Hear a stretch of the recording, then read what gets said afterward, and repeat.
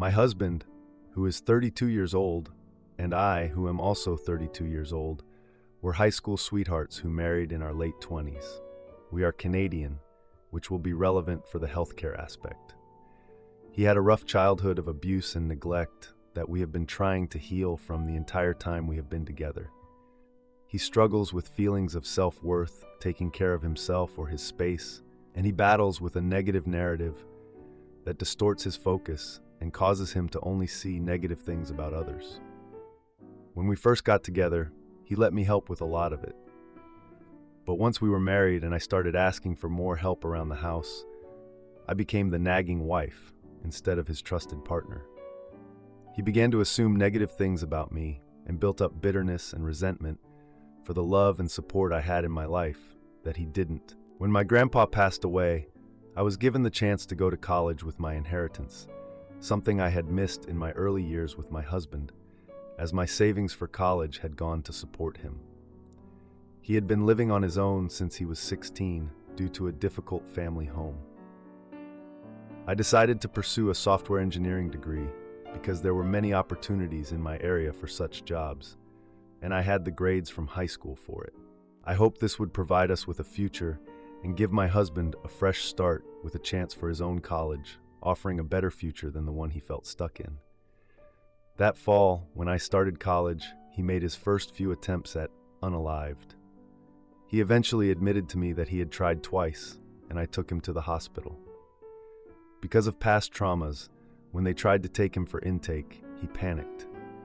He managed to talk his way out of it, but now he refuses to go to the hospital because he does not want to be forcefully admitted. Since then, the doctor provided him with some therapy, but it ended in May. He was supposed to move on to a different program, but that has been delayed. Meanwhile, today we are only a few weeks away from college starting back up, and we had another argument that led him to attempt to lock me out of the bathroom while he tried to hang himself. I managed to kick the door open enough to get him to remove the rope and take it off his neck. He then tried to downplay everything as an overreaction, trying to convince me not to call emergency services.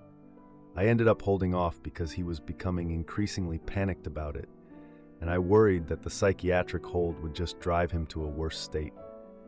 But now I have been up all night, paranoid he will try again if I sleep, and I cannot get the image of the rope around his neck out of my mind. Now I am at a loss. He refuses any help or to acknowledge any positives or kindnesses in his life, which means he never releases himself from this negative buildup of assumptions.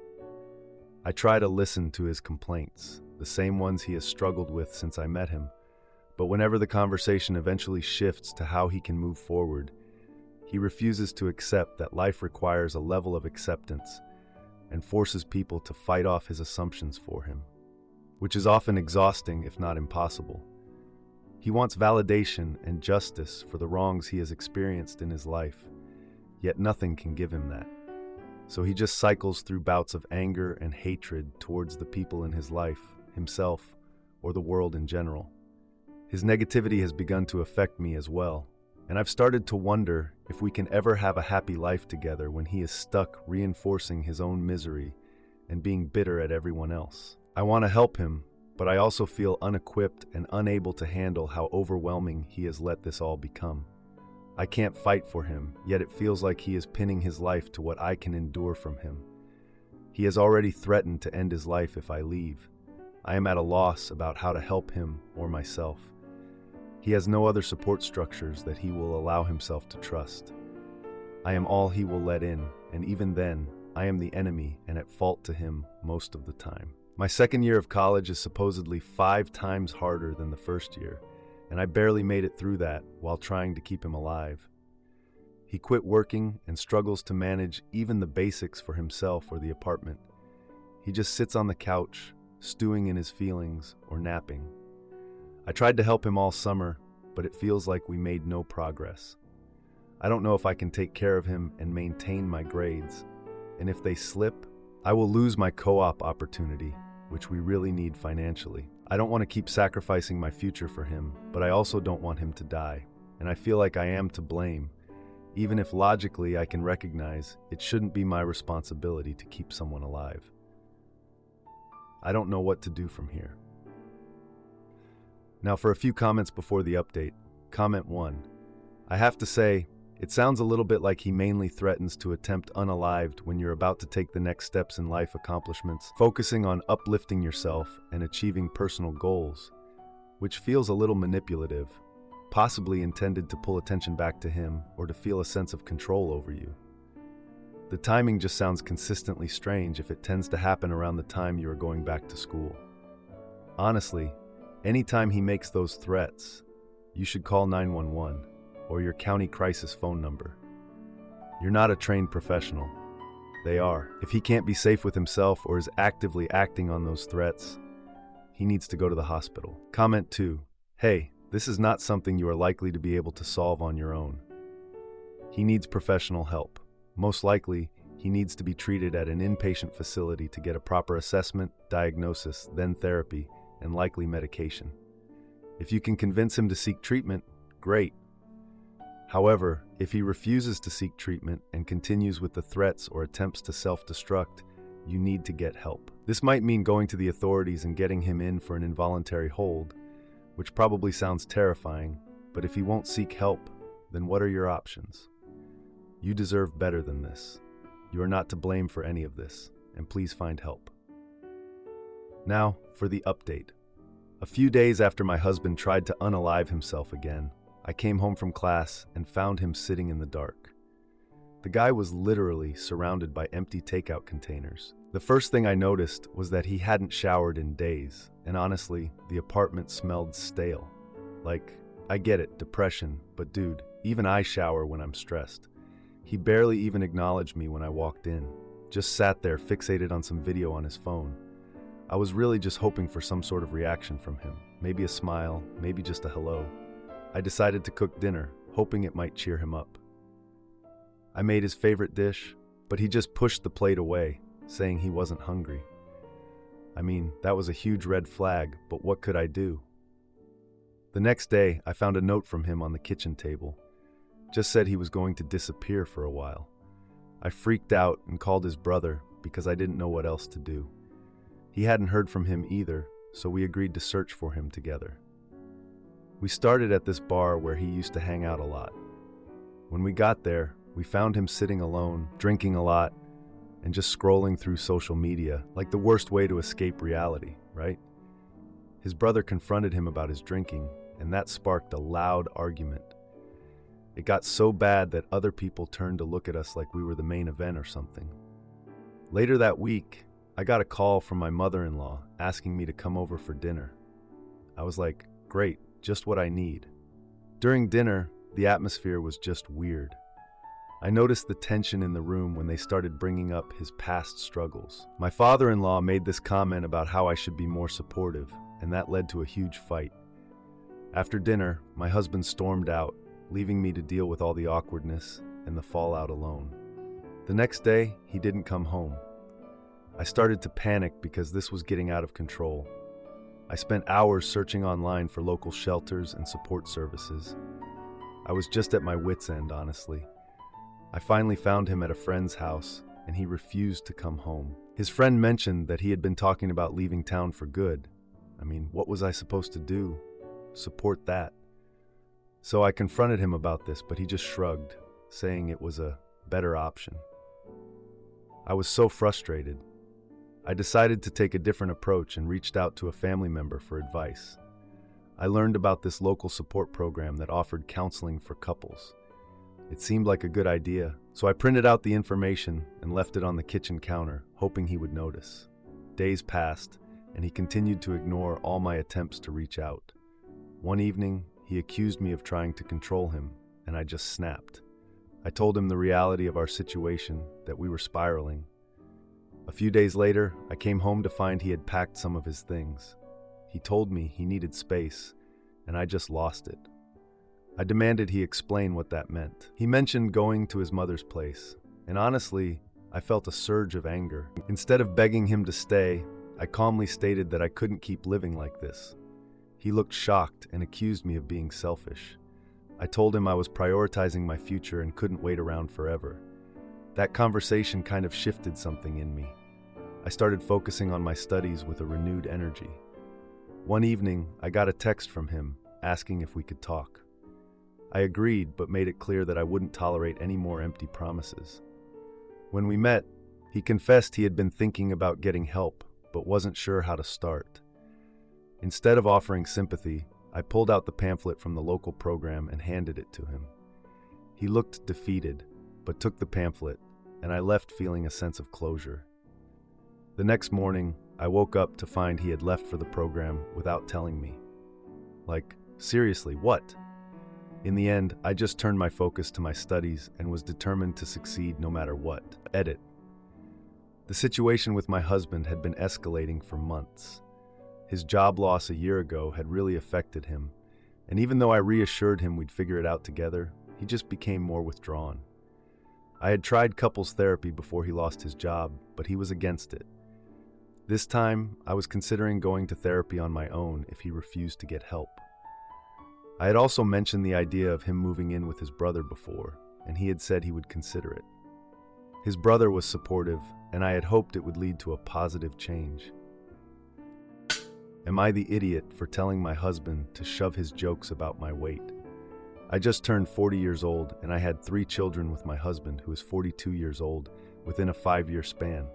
I was 38 years old when I delivered my last child. During this time, I breastfed all of my kids and co-slept with the last 2. After I weaned my first, I was able to drop all the weight I had gained, which was not that much at the time. After my second, I was on Zoloft at that point, and I had gained a substantial amount while breastfeeding. I also nursed my second child much longer than the first. I tried to lose weight, but it wouldn't budge past 10 pounds of loss. I was at the heaviest I've ever been when I weaned my second and got pregnant unexpectedly with our third. Well, of course, I gained even more weight during that pregnancy, and my body shape changed dramatically. Now I'm about 10 pounds over my heaviest pregnant weight, so I look a lot different than when we first met, which of course was when I was my fittest. I was very attractive, and now I feel like a troll because of the things my husband has done and said. Some backstory. We have never had a lot of intimacy, or even really great intimacy. It's been pretty good the entire time I've known him for 10 years. We definitely had it more often before kids. Then I went through some tough postpartum issues and needed to get on Zoloft after our first turned one. Well, that obviously zapped my libido and has kept the weight on me. So I'd bring this up, and it was an issue for him. He had an affair that I found out about after our second was around 2 months old. I was really hurt by this and felt betrayed for many years after. I've recently let it go and forgave him. There was a time I was trying to initiate things more, but the foreplay wasn't there, and I was frustrated. At one point, I asked him to give me oral intimacy, and he attempted but stopped and said I smelled. I was so hurt and devastated. How could he say that to me? I mean, couldn't he just make something up instead? My jaw hurts, tooth, etc. It's been over 7 years since he's given me oral intimacy. He gets an intimacy act performed on him every time we have intercourse, and sometimes even if we don't. Fast forward to after having our third child, in the car, feeling insecure. I was voicing these things to my husband while we were alone. I told my husband it would be appreciated if he could say some nice things about my body. He refused. He kept saying things like, once you stop nursing, you'll lose the weight. Something he says often, and it's not true. It was true one time, and now it's like he clings to this narrative he's made up. My whole family is bigger. Granted, I tend to have slightly different genetics from some people in my family, but like I'm never going to be 100 pounds again. I kept asking him, what if I never lose the weight? What if I look like this forever? He kept going back to, you'll start to work out again nonsense. And I kept coming back with, what if I don't? Like you honestly cannot say anything is sexy about my current body, the one that has grown, delivered, and nourished all 3 of your children. It was mind-blowing, and obviously extremely hurtful. If you're still with me, thank you. To add, I'm now off Zoloft and have stopped nursing our last baby. I realize that yes, I've been in a fog for the last 6 years. I'm getting back to feeling like me again, and now I have this libido that I don't know what to do with. I've tried coming on to my husband recently and have been rejected. I've told him I got a Brazilian wax. Nothing. But this brings me to my other issue. I think my husband and I struggle with intimacy. Like, we don't click in the right ways. I like things that make him uncomfortable.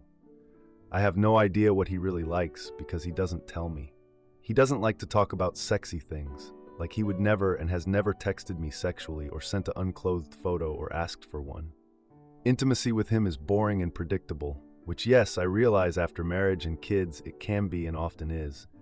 But darn, no foreplay. Nothing to get me excited. What am I supposed to do with this?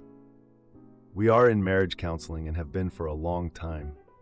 I do plan on bringing this up with him, but we have so many other issues to address first. Like, I don't even want to be around him that much right now. So thinking about initiating intimacy with him is a no-go. I'm too resentful of other stuff that I am not attracted to him in that way. I still find him very physically attractive, but his general attitude about things turns me off. Starting to ramble, looking for advice or solidarity. Has anyone else gone through this? Is it normal for husbands to not be able to find the mother of their children attractive? By the way, I'm not a troll. I know I'm not in the best shape, but I know others find me attractive, and I think I'm sexy too. So what the heck? Help a lady out. Thank you. Now for a few comments before the update. Comment 1. There's a perfectly good reason and logical explanation for why you have terrible intimacy, why he doesn't compliment you, why he refuses to initiate intimacy, and why he treats you so poorly. He's not attracted to you. He doesn't want to have intimacy with you. He doesn't respect, value, or appreciate you and the things you've done to bring his children into this world, the sacrifices you've made, and the effects it's had on your health and body, and he never will. He had an affair that I found out about after our second child was around 2 months old. I have no idea what he really likes, because he doesn't tell me. He doesn't like to talk about sexy things, like he would never and has never sexted with me, or sent an unclothed or asked for one. Intimacy with him is boring and predictable. It's not that he doesn't like talking about intimacy or doing sexy things. He doesn't like doing them with you. He was perfectly capable of sexting, flirting, and arranging hookups with his mistress. He cheated on you, and you started initiating intimacy and giving him oral intimacy every time you have intimacy. Why are you rewarding a man for cheating and disrespecting you, giving absolutely zero effort to repair the hurt he caused or show you that he wants to be with you? You should have never allowed him to come back because he's not even trying, and his actions are proving that he's not even happy to be with you. You have to wake up. You haven't been in a fog. You've been in an alternate reality. Comment 2. Girl, practice self-love and start focusing on yourself again. This is actually very, very hard for people who are over-indexed on generosity. I struggle with this because I'm too giving, but like everything, it takes practice. Block your me time, 2 to 4 hours, and do whatever you want with it. Read, walk, work out, etc. I would say practice an I don't care attitude a bit so you can stop stressing about everything else and focus on yourself. Yes, it feels selfish, but only you can love yourself. Your husband doesn't seem interested. Your kids will grow up and move on. You'll be left old and unhealthy. Start working on this in your 40s and have your glow up. You can do this. Now for the update. I'm back with updates on the drama. So over 2 days have passed since my last post, and things got crazy at my son's birthday party. I tried to plan a fun celebration at our home with close family, including my husband, kids, and my parents. My sister-in-law, who is pregnant, showed up late with a big box of cupcakes, which everyone loved. During the party, my husband made a comment about my cooking while joking with his brother, who laughed along. He shrugged it off, saying he was just messing around, but I noticed my brother-in-law glanced at him. After the kids finished cake and ran off to play, I pulled my husband aside to talk about his comment. He seemed annoyed that I wanted to discuss it during a family gathering. He claimed he was just joking, but didn't apologize, which frustrated me more. Later, my parents asked us to help clean up the mess, so we all pitched in. I overheard my husband talking to my brother-in-law in the kitchen about how I'm too sensitive. Tensions rose, and he said I was making a big deal out of nothing. My sister overheard us arguing and stepped in, trying to mediate between us. She suggested talking to her about it later and not to involve the family. My husband finally found me in the living room and tried to smooth things over, but I was still upset. The next day, I found a text from my brother-in-law asking if I was all right after the party. My husband seemed frustrated when I mentioned the text, claiming it was inappropriate. We had a heated conversation about boundaries with family and how we handle conflicts. He suggested we take a break from family gatherings for a while, which surprised me. I agreed to take a step back, but said it should not be permanent. We decided to go to marriage counseling again after feeling unresolved. During our session, my therapist asked about our communication and how we handle jokes.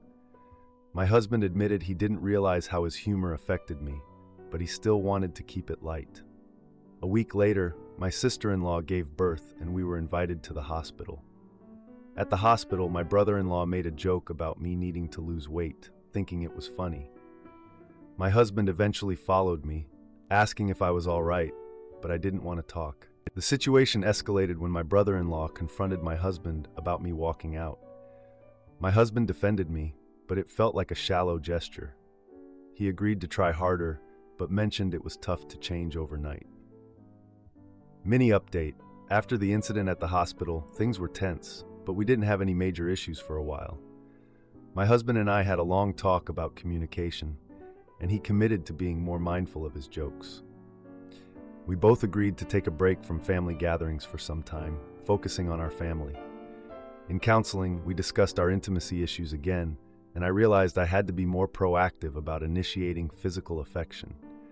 My husband responded positively to my efforts, and slowly, our intimacy improved. Things aren't perfect, but we're working on them together.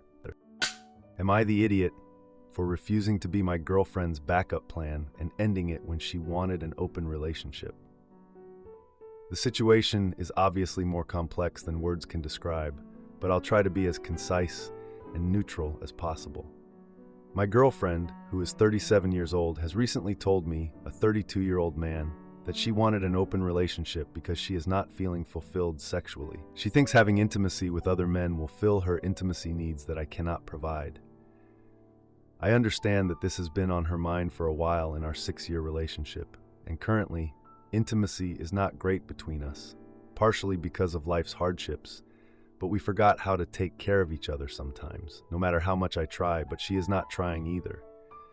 I suggest new things, but she turns them down. I ask what she would like to try, but she does not tell me much. She tells me she feels trapped sexually, but it is like I cannot do anything right. I want to improve on being more sensual and trying new things, only if she could let me. So she suggested an open relationship. I am very reluctant about it overall because I would be hurt by it. If she sleeps with another person, I would be hurt, as I think the same would happen if I slept with another woman. She suggested I sleep with other women, and I asked how she would feel about that, and she told me she would be fine. I feel conflicted about it because she exhibited semi-jealous behavior in the past towards women I met through various means, nothing intimacy in any way. And I can't shake the feeling that she is not being truthful about how she would react. However, she told me she would find it funny or feel flattered if she saw a woman flirting in front of her. We had some discussions about movies on the subject, and she is adamant that all human beings can be polyamorous. And I told her that it's not always so simple. Sometimes love and intimacy are intertwined and cannot easily be independent. She revealed that she was recently texting past exes or intimacy encounters, and I think that might be why she brought this subject up. One of the guys she texted asked her if she wanted intimacy, knowing she was with me, and is supposedly in an open relationship. I think this idea of an open relationship might not be coming out of nowhere. She also broke down in tears, saying that she loves me to death, needs me, and does not want to lose me, but that she is making sacrifices by not sleeping with whom she wants, as she did when she was single. She also realized that with some of these intimacy encounters with men, she wanted relationships, and they only wanted intimacy. This sort of rejection pain that she experienced in her childhood keeps resurfacing for her because it is all she knows. These guys she is texting are included in that. I told her I would need to think about how I feel and what I will do about it, but I asked her for the honest truth, no matter how harsh.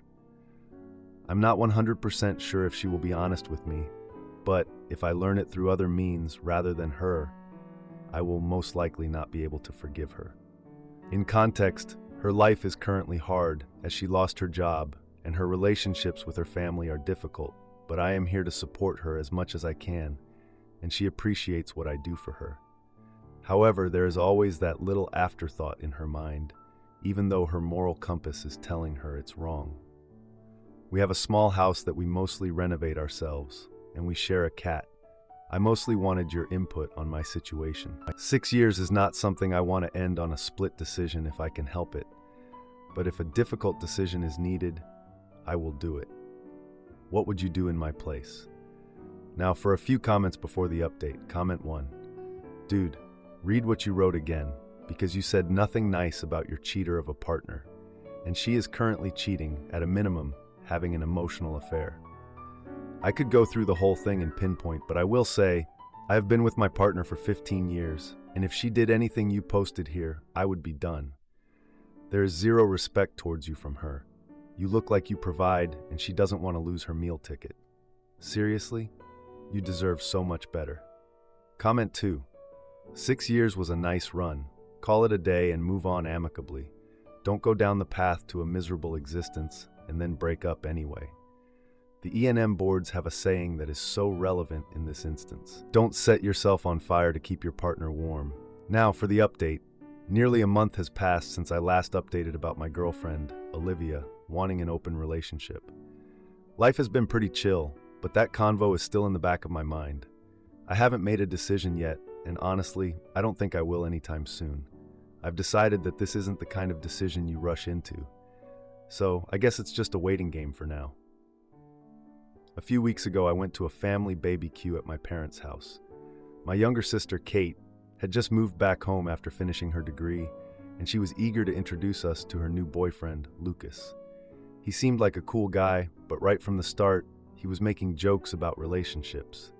It's like they put him on a mission to test Olivia and me or something. Kate was all about Lucas, and he was all about making fun of me. It's all in good fun, though, no hard feelings. Olivia was also invited to the barbecue, and she showed up a little late. I could tell she was feeling more relaxed than usual, which was a nice change. We hadn't talked much about the open relationship stuff, so I wasn't sure how she was feeling about it all. During the barbecue, Kate started joking around about relationships, and then she turned to Olivia, asking if she and I had an open relationship. I was just about to answer when Olivia laughed awkwardly but didn't deny it. The look on everyone's faces was priceless. It was like they were trying to understand what was going on. I could feel the need for clarification in the air.